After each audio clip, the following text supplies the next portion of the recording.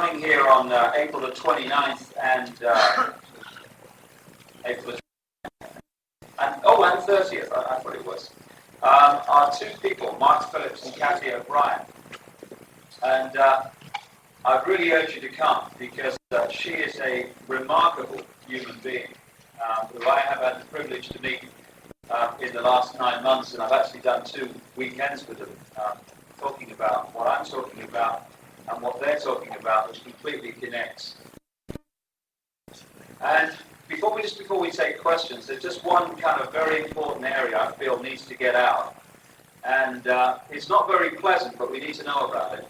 It's a tremendously important aspect of what we're talking about. And that is mind control. What I was talking about earlier was the way that the mass consciousness, mind manipulated, and the emotions are manipulated. Problem, reaction, solution is the manipulation of emotions. Get them angry, get them in fear, all this stuff. But it's actually done on a very individual basis also. In the last 9 months, I've actually been stunned. I thought I'd never be shocked again. But I've been stunned, not just at the, not by the fact that mind control goes on, not by the fact that Satanism, as we call it, for want of a description, goes on, but the scale of it and the organization of it I've found absolutely stunning. There is across the world, in Canada and in America and Britain and these other countries, an operation in mind control with men, women, and particularly children. When I was in America on my way out to Australia, I had a in Los Angeles, and I used it just to call people and do some research. And because of things that have come to my way, I started to try to find out how many children went missing in America every year, not to be seen again. Because I knew the figure in Britain, compared with our population of 57 million, was because of time constraints, I in the end couldn't get the whole overall figure I wanted, though it easily worked out really, an estimate. Because I rang Washington to try to find out how many children went missing in 1996 that weren't found again, and they said there were no federal figures kept, which I just about kept on my chair. They could tell me how many automobiles went missing, but not children. Eventually, I come across this missing children line that runs across America, and I rang them, and they were very helpful. They confirmed there was no federal figures, but they faxed to me every one of their branches in every state. I only had time to ring one before I had to get on the plane, but that was significant enough. Because of things that, again, that have been coming to me, I've got my eye very strongly on Colorado, where there seems to be a very major satanic stroke child abduction thing. And so I rang Colorado first, and they're very helpful. And they said that 1996, this is an independent organization, not Colorado Social Services. They said in 1996, 19,000 children were missing in Colorado, 11,000 were found, which has left 8,000 in Colorado alone unaccounted for from 1996. And I said, is Colorado an unusual state? She said, no, it usually goes on a ratio to population, basically. So if you rank California, you find the figure was higher. I said, is this an unusual year? No, it's about the average of the month. I said, what happens to these kids? No idea. So I thought, let's work this out across 50 days. 50 times 8,000 in 1 year. And they're the ones that hit the paperwork and the computer databases. What about all the extras that don't get into the official stream and aren't documented who go missing? You're probably talking 500,000 children and young people going missing every year and never be seen again. Now, obviously, some of them go missing for reasons that are explainable in the normal course of events. They run away and stuff. But it fits in magnificently, that figure, with other information that I've been gathering about what happens to at least tens of thousands of children in America every year, probably in Canada, almost certainly in Canada, and in Europe and Australia. I found the same there. And that is, they are taken in to satanic rings, taken into mind control operations run by the hidden hand through the United States government and others. We have given the world away to Satanists. Extraordinary.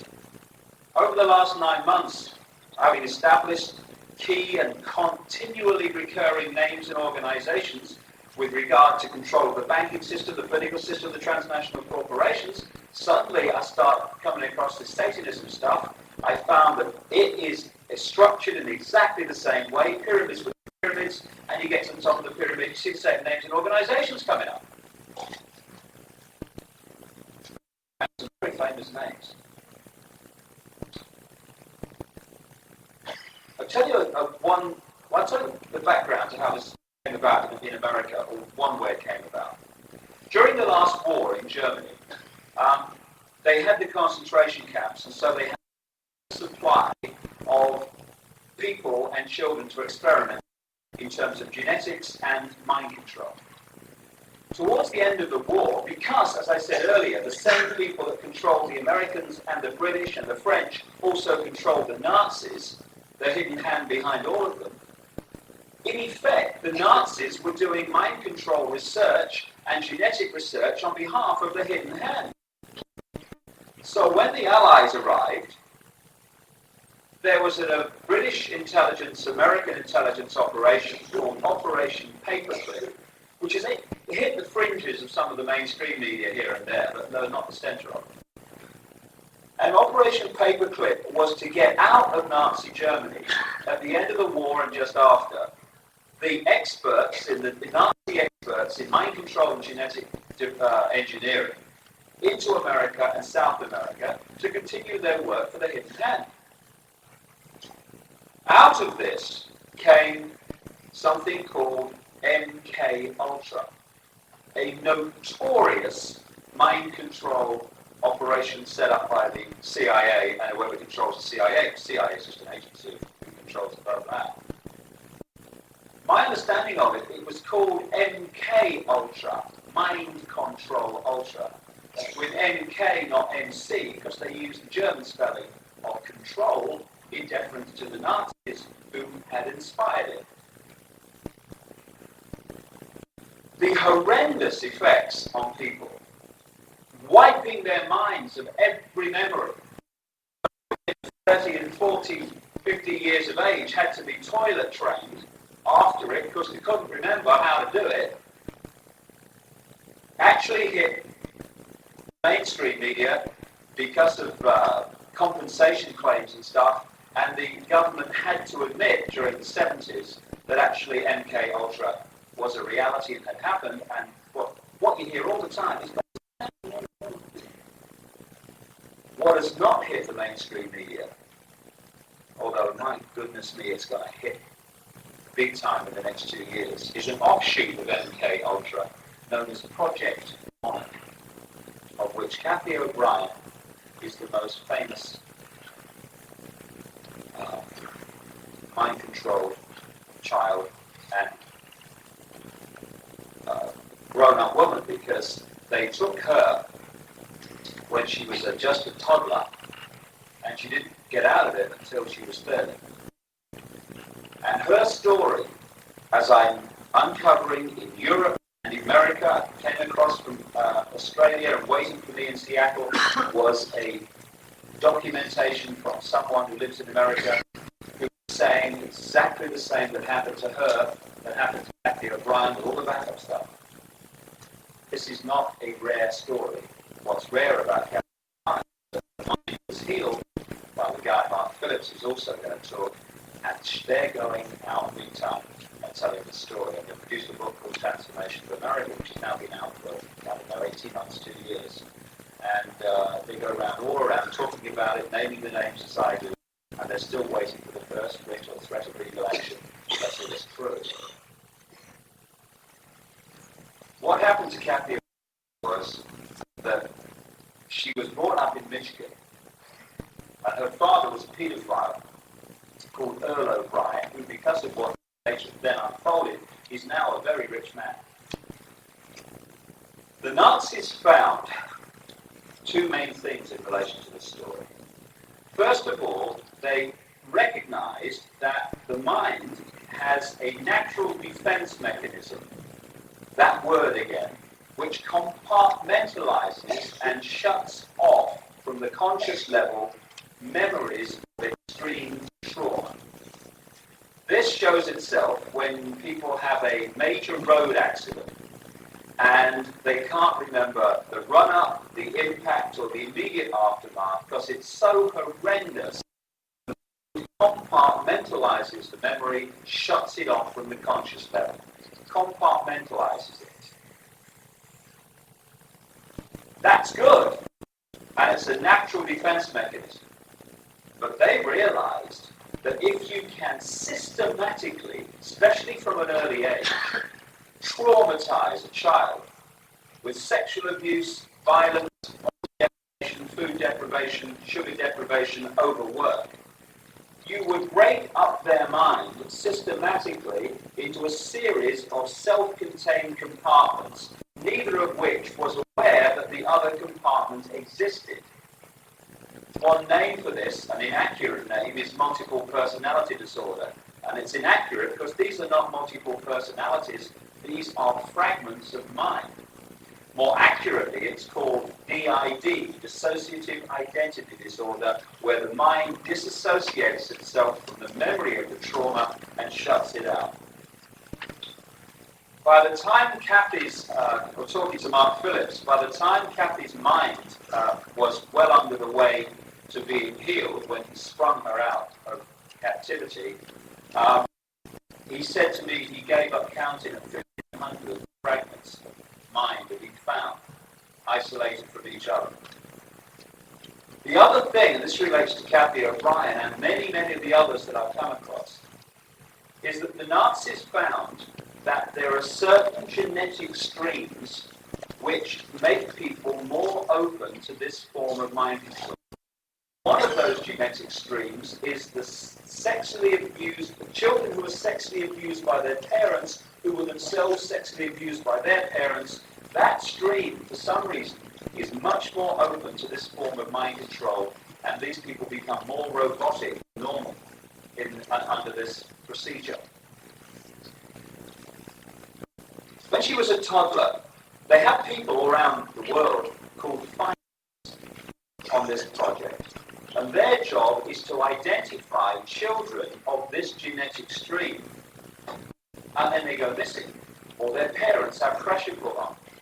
This lady who wrote to me and gave me her documented story when I arrived in America 2 days ago, said that her mother and father had to give her as a child to this project because they were told that they either gave her away or they'd kill her. So they gave her away. Her mother's last words to her, one day you're going to be free. She was a little kid then. Kathy O'Brien was chosen because she was the sexually abused child of sexually abused parents. Her father, Earl O'Brien, ran or made pornographic films back in the 50s and sold them through the Michigan media. Kathy O'Brien was used in those films, and maybe that's where they picked her up. Anyway, one day, out of the blue, one of these films is picked up in the post, intercepted. And a man came along from Latvia and said to her father, you will either let us have your child for our project, or you'll get prosecuted for this. If you let us have your child, you'll get immunity from prosecution. Earl O'Brien, not being the most balanced man ever to walk planet Earth, thought this was a great idea, which is why he's a very rich man today. The man who took Kathy O'Brien away and made that ultimatum to her father, later became very famous. He was a pornographer linked to the Michigan Mafia, who later became better known as Gerald Ford, President of the United States. Kathy O'Brien is then put through Roman Catholic schools, some of which are fronts for trauma-based mind control. She names them in the book. She went through to be sexually abused on a number of occasions at a place called Mackinac Island, just over the border from Canada, I understand, by a man that will be well known in Canada, Pierre Trudeau, many times Prime Minister of Canada. Again, who she's been naming for goodness knows how long, and she spoke in Toronto relatively recently and said all this stuff. Still waiting for a writ, still waiting for any reaction. This went on, and she was used for many things, and I'll talk about what they're used for and why they do this in a minute. But in 1980, she gave birth